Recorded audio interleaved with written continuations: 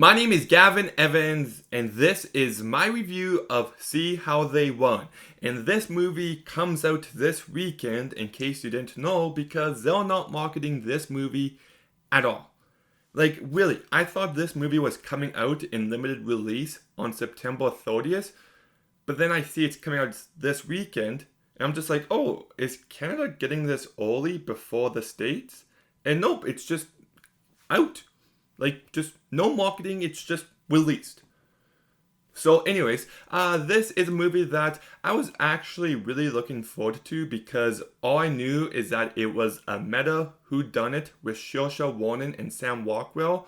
So I was in, and I have to say, this movie, it's not great, it's not going to blow your mind, but it's a perfectly fine movie. Stylistically, this is where the movie really excels. It's directed by a guy named Tom George, and I really think this guy has a bright future ahead of him. He directs this movie with a lot of style, and I think he does a really good job. The cinematography to this movie is great. You've got lots of unique shots, lots of overhead shots. People are inevitably compared to Wes Anderson and Paul King, but I don't think that's fair. I think this guy brings enough to this movie where it feels like his own style. I also like the music by Daniel Pemberton. It complements this movie very well. And also like the editing. It's got some cool transitions and it's trying to do different things. So I really appreciate that. I think the movie has really good blocking, especially during this one moment where everyone leaves the theater at the same time. And I think this is just a very easy, fast-paced, breezy watch. It's not going to blow your mind, but entertainment-wise, it really works for me. And I do think this movie has some really funny moments. Now that all said, narratively, this movie doesn't work as well. I do like what they're trying to do here about how art can influence real life mortals and how the meta approach to this movie is trying to capitalize on that idea. And in theory, it's very smart, but in the execution, it's very lacking. It feels like a surface level exploration of those ideas, and it's just not as smart as it thinks it is. You know, meta is very hit or miss for me.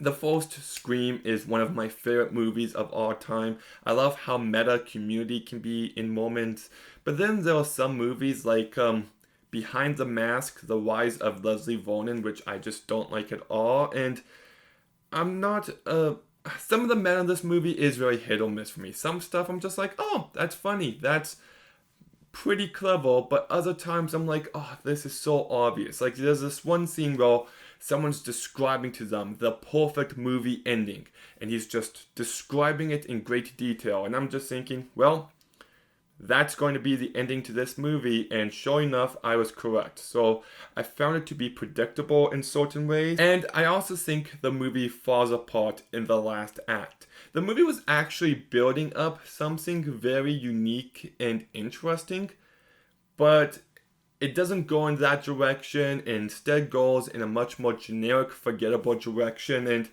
it just didn't work for me. I didn't find the murder mystery element of this movie to be satisfying in any way. Like, by the time the killer is revealed, I'm just like, oh, it's that person.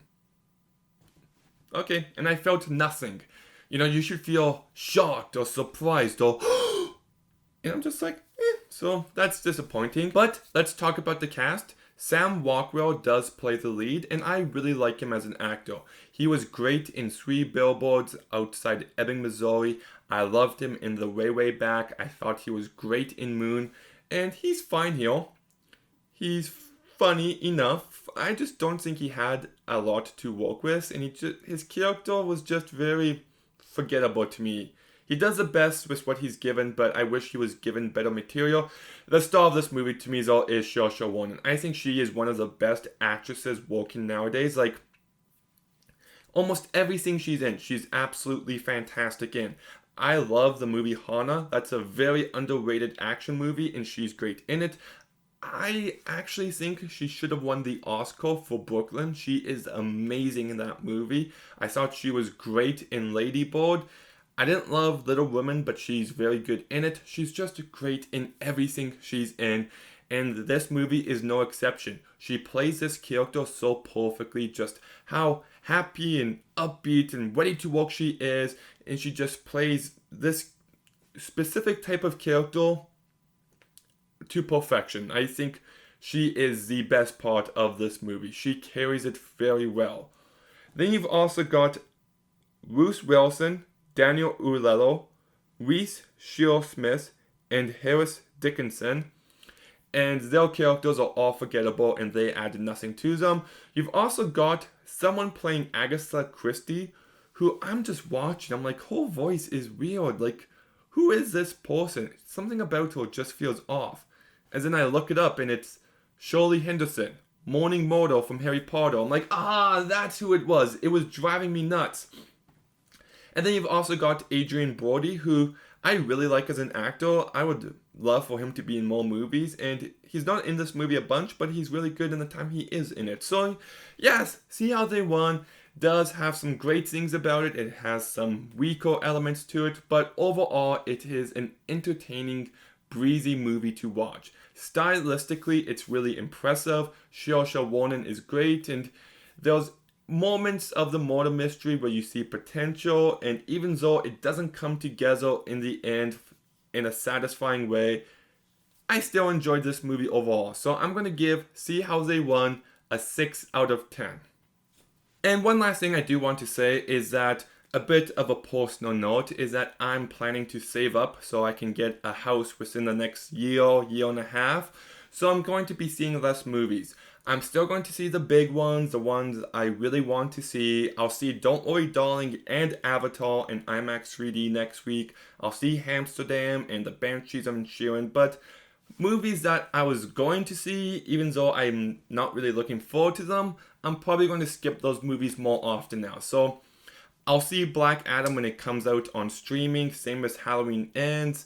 Same as Devotion and Strange World and some other ones. So I'm not going to be seeing as many of the theatrical movies, but I'll still review them when I can. I'll still review the streaming movies when they come out, and I'll still see a good amount of theatrical movies, just not as much. So just a little bit of an update. But anyways, See How They Won. What did you think about it? Let me know in the comments down below. Make sure you like, make sure you comment, make sure you subscribe. Stay tuned for some more videos soon, and Gavin out.